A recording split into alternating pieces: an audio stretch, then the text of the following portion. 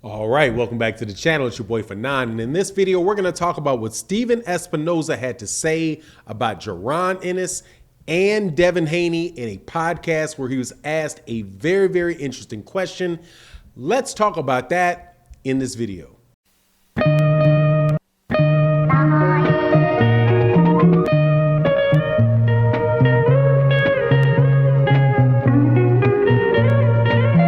All right, welcome back to the channel. It's your boy Fanon, and in this video, we're going to talk about what Stephen Espinoza had to say about the offer that he made Jaron Ennis and comparing that to the relationship that Showtime had with Devin Haney.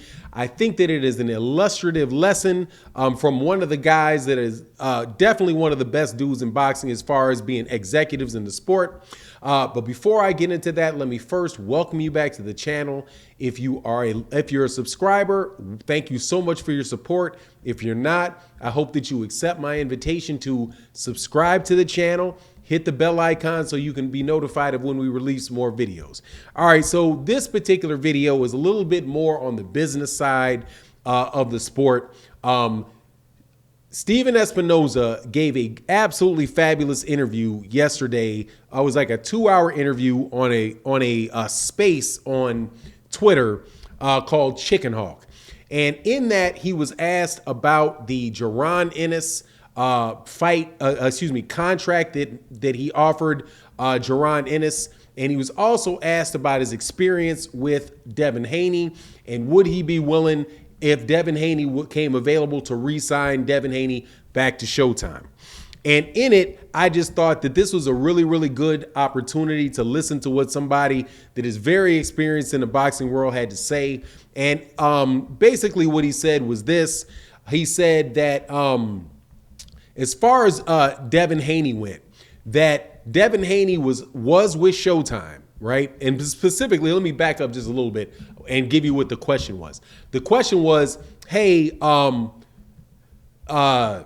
Stephen, do you think that Devin Haney cost himself, as far as popularity and his name and all of that, because he left Showtime and went over to DAZN? Do you think that cost him as far as his career momentum? Because when he was with Showtime, there was a lot of buzz about him. A lot of people were really pushing and very high on Devin Haney. And it seemed to the person that answered the question that the buzz is not as much around Devin Haney anymore. And that because he's over on DAZN, on a network where that is not a standard network in the United States, that he didn't, he's not being seen as much. His name is not growing as much as guys like Jaron Ennis, guys like Gervonta Tank Davis, and people who are fighting on American networks, right? And Stephen Espinoza's take on that was, he gave a very politically correct statement, I think, being very fair. Not, I guess politically correct probably is not the right way to say it. I believe that I'll take it as word that he's being, honest, but underspoken at the same time.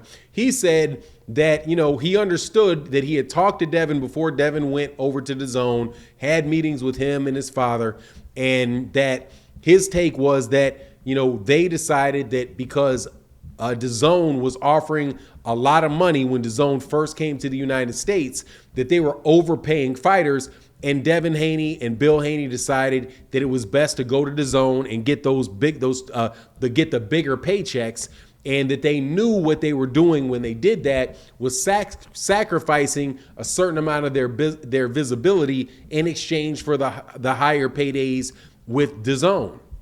Now, Stephen Espinoza said while he understood that that's what his father, that's what Devin Haney and Bill Haney did, that he thought that it was a little bit short-sighted.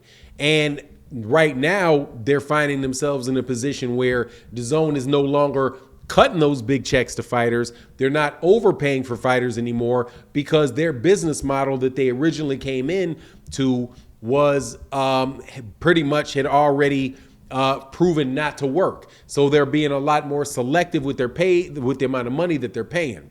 Also, to support that, there's a DAZN, the head boxing guy from DAZN pretty much said the same thing, that they did not really believe that investing in American boxing was really the road.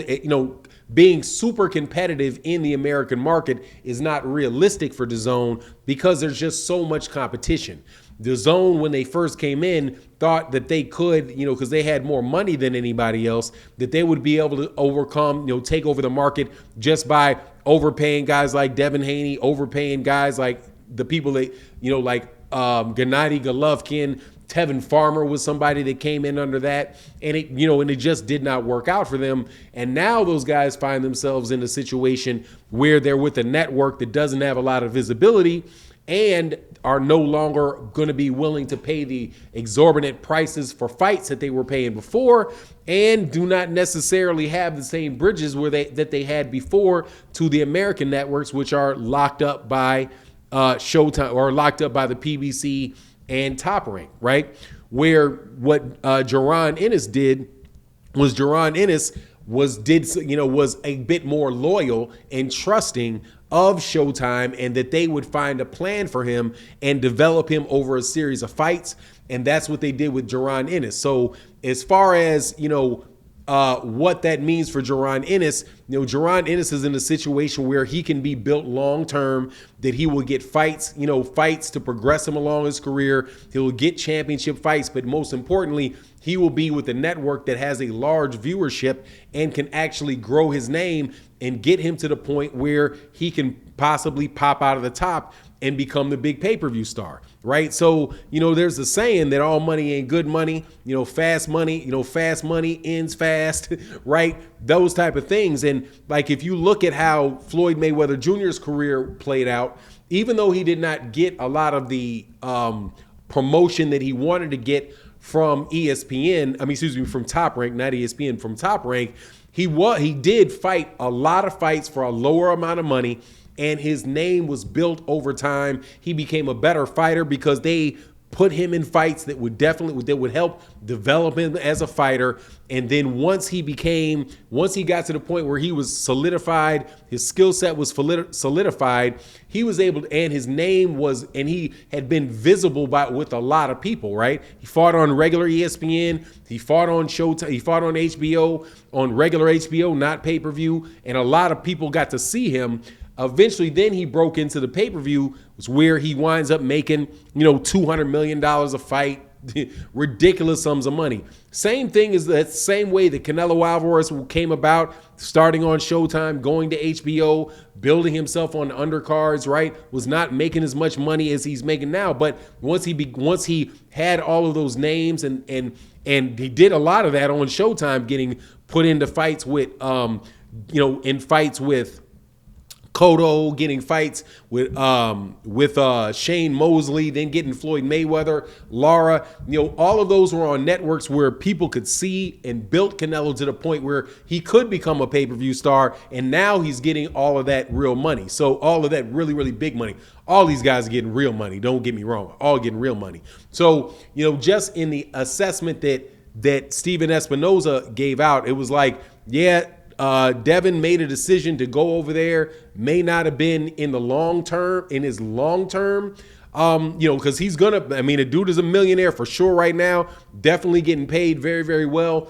But when you see guys like, Errol Spence Jr., Gervonta Davis, and these guys continually having a lot of people see them, getting to the point where they can actually sell out arenas, right?